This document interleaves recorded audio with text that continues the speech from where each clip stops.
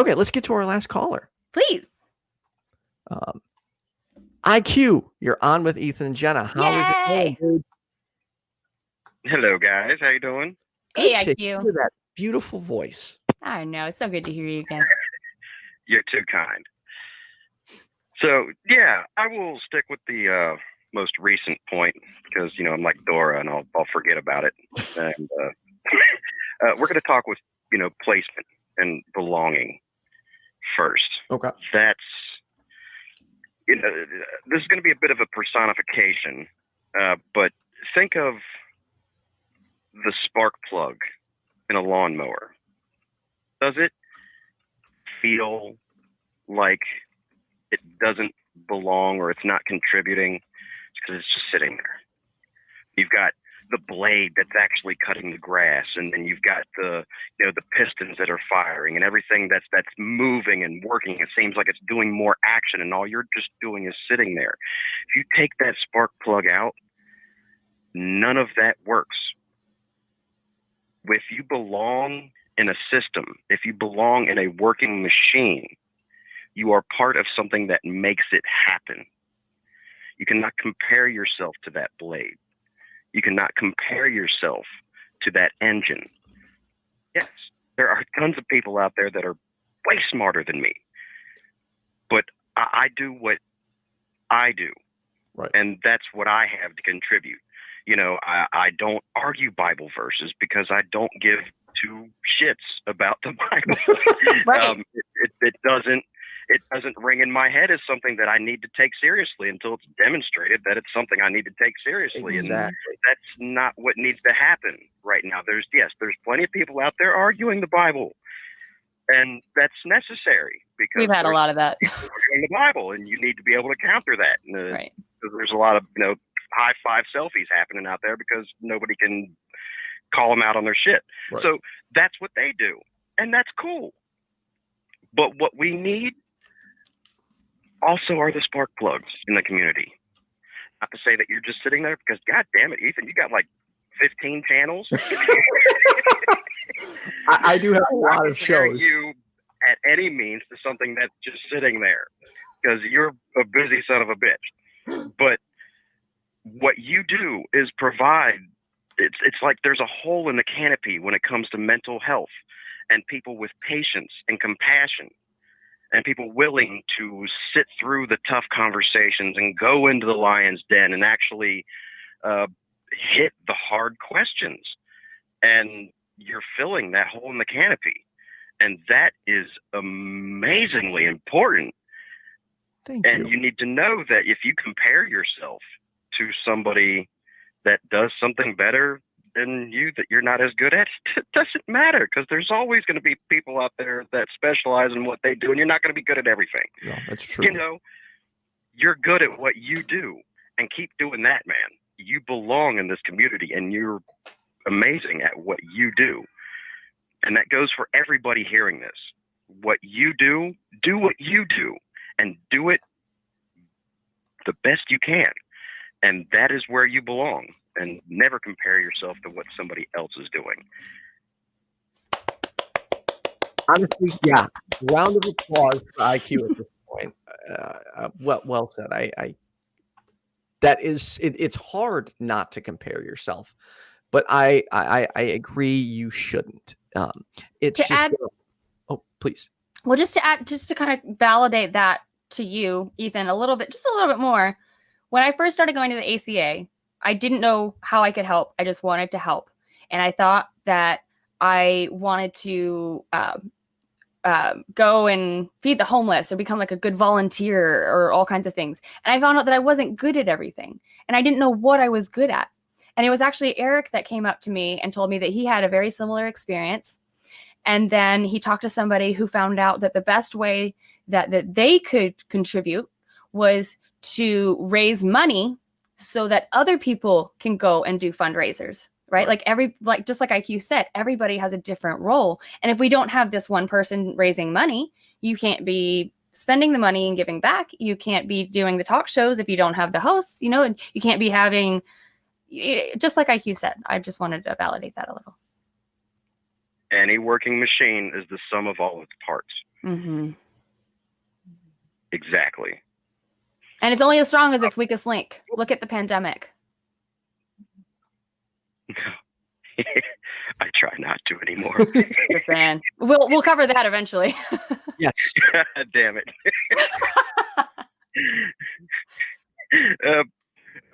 Moving on, because there is a time frame. The star of the show, Death, here. First off, Ethan, I guess a half apology, after the conversation that we've had about twisting the knife and keep dredging up and keep mentioning things every 5 minutes, bringing up about your brother, which it seems fitting just because of the show that we're having right now. And it is part of the topic on death. Outside of this conversation, you will never hear me bring it up unless it's prompted from me. Okay. Putting that out there. Real quick. So let me actually clarify a bit earlier. Now, I'm okay if people bring it up. Like, to anyone watching, you can absolutely ask me any questions you like. I'm happy to talk about it. When I wasn't happy to talk about it was, the first, when it happened, and the time, like a few months after that. Those constant reminders would just suck the life out of you. But now I'm at a place. I'm aware that you've had a fair amount of closure, at least enough to be able to handle it in conversation. What I'm speaking of is my own sense of respect for the situation, as that's just not something that I do. So I was just putting that out there. You won't hear me bring it up unless you want to talk about it, and that's me. Okay. Well, you're always anyone who's dealing with death.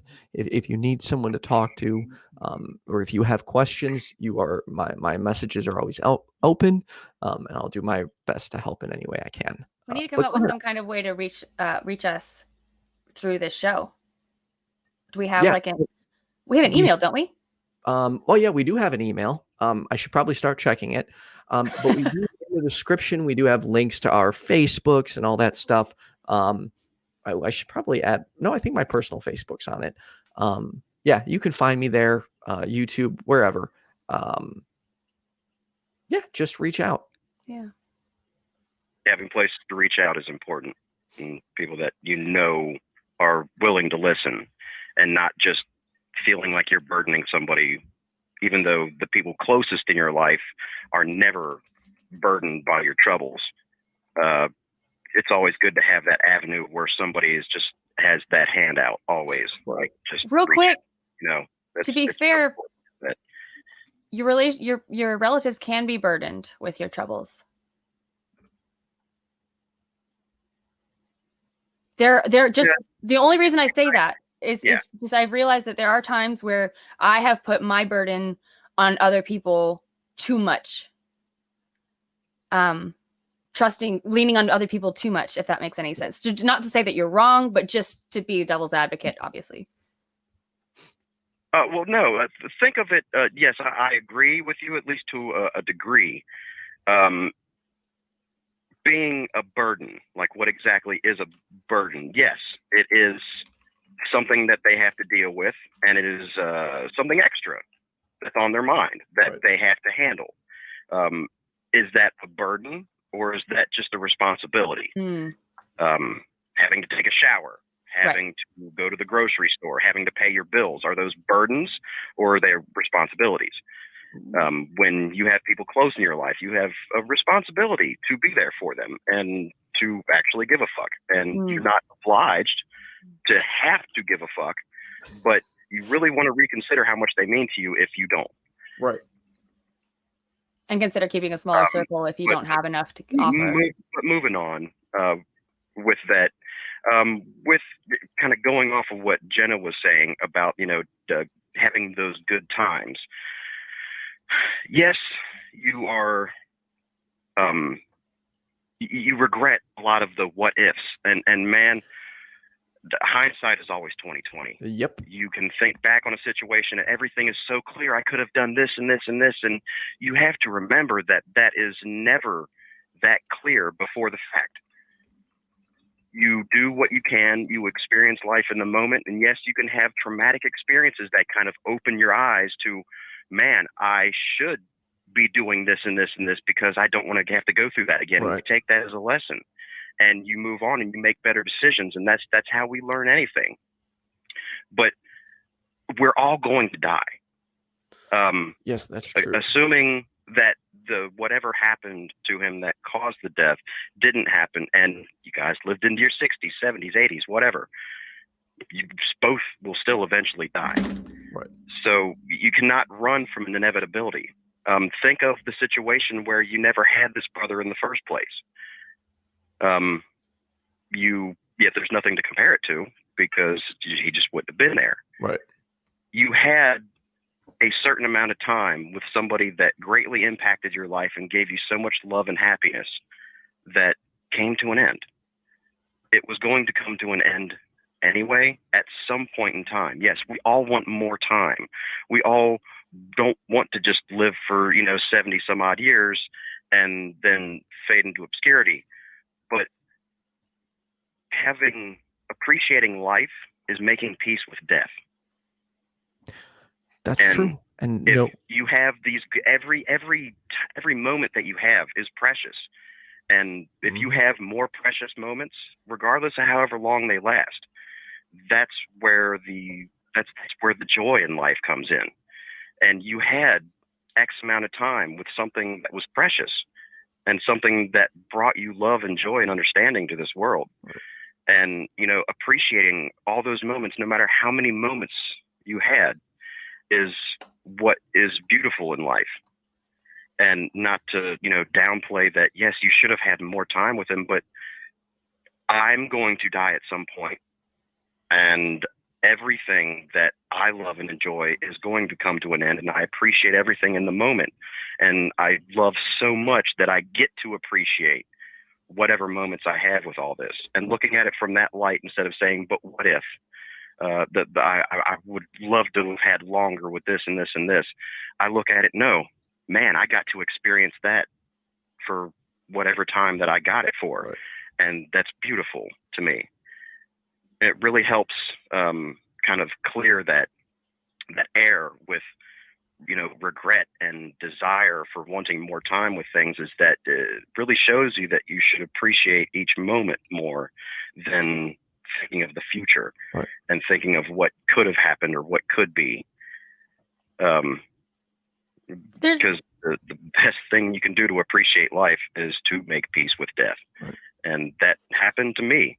It was several years ago. Oh God, 20 plus.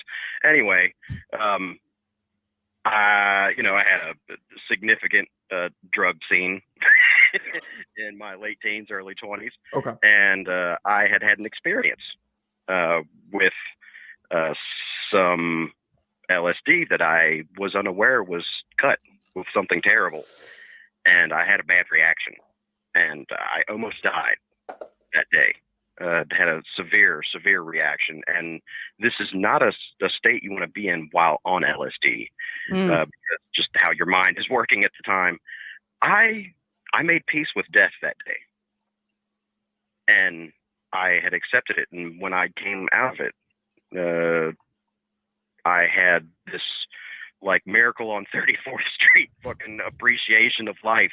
And just everything was just, it opened my eyes. So sometimes you can't just appreciate life like, oh yeah, I'm supposed to appreciate life. Okay, everything's fucking roses now. Like, no,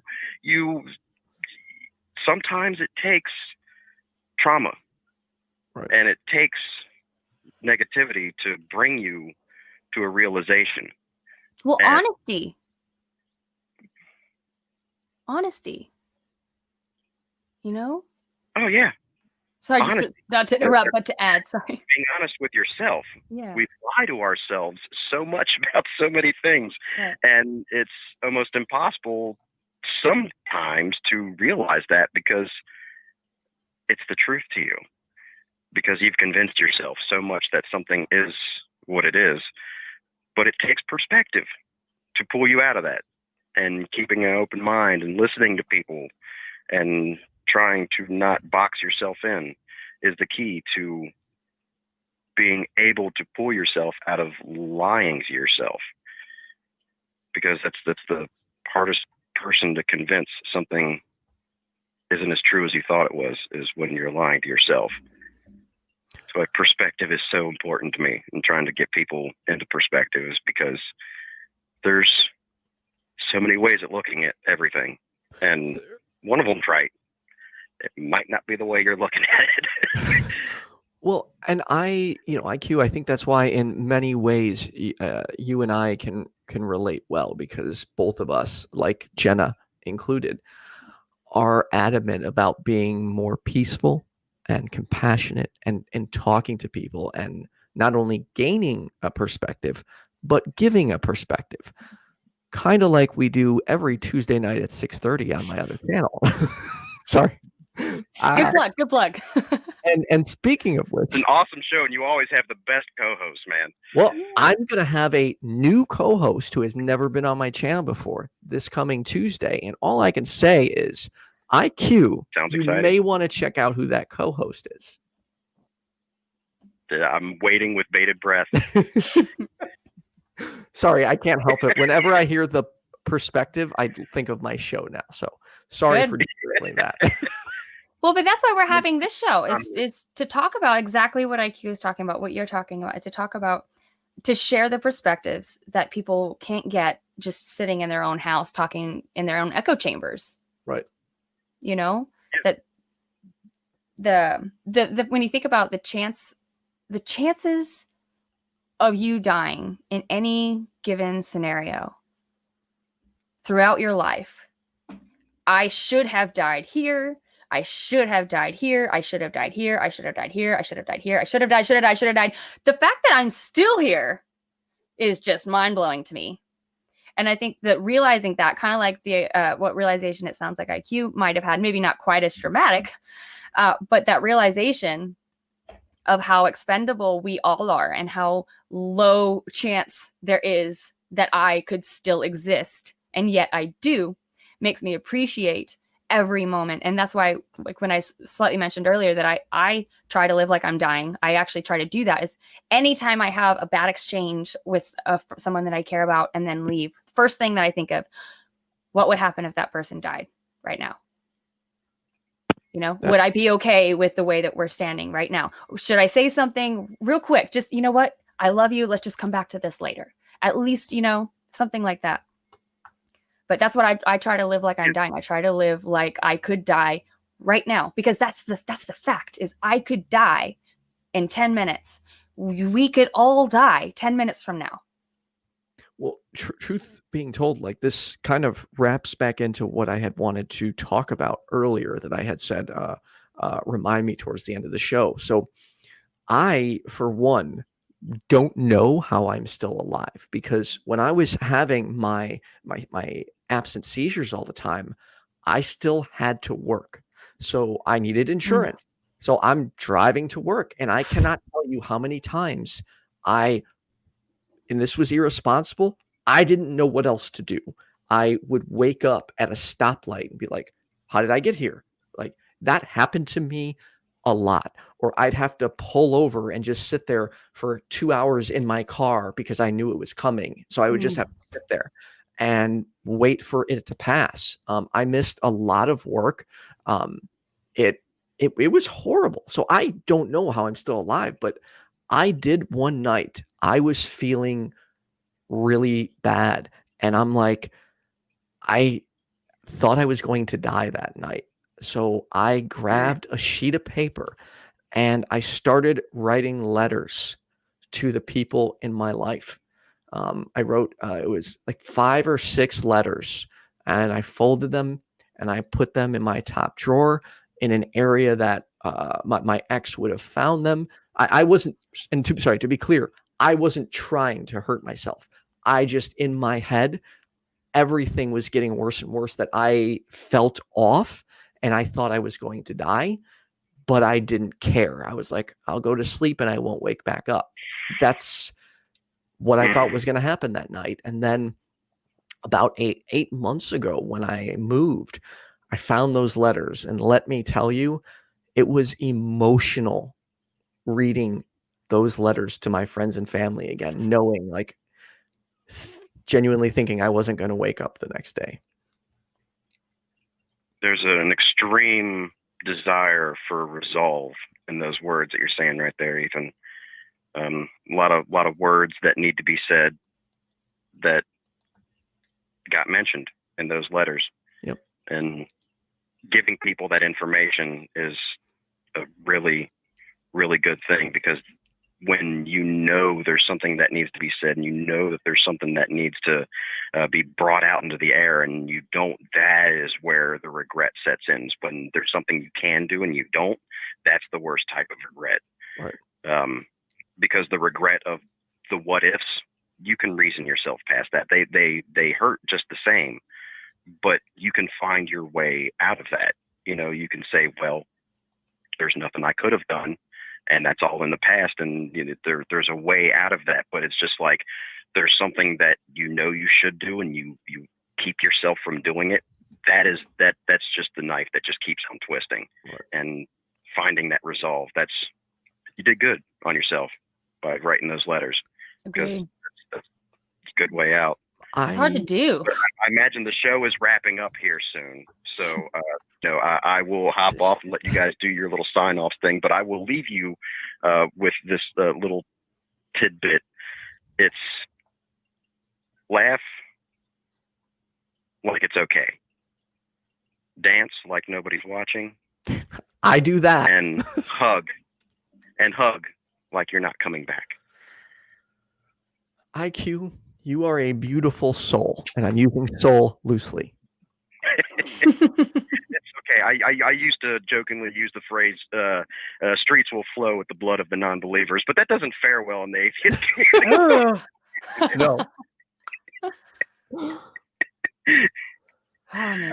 But anyway, you guys are both amazing human beings. Just keep doing what you're doing here, and this show is fucking awesome, and love you both. Thanks, Thank love you. Love you too, IQ. Call back again next week, because we love hearing your words. Oh, I will. I'm gonna be, as Neil puts it, I'm gonna be fucking furniture here. I love it. Thanks, IQ. Yeah, see you guys.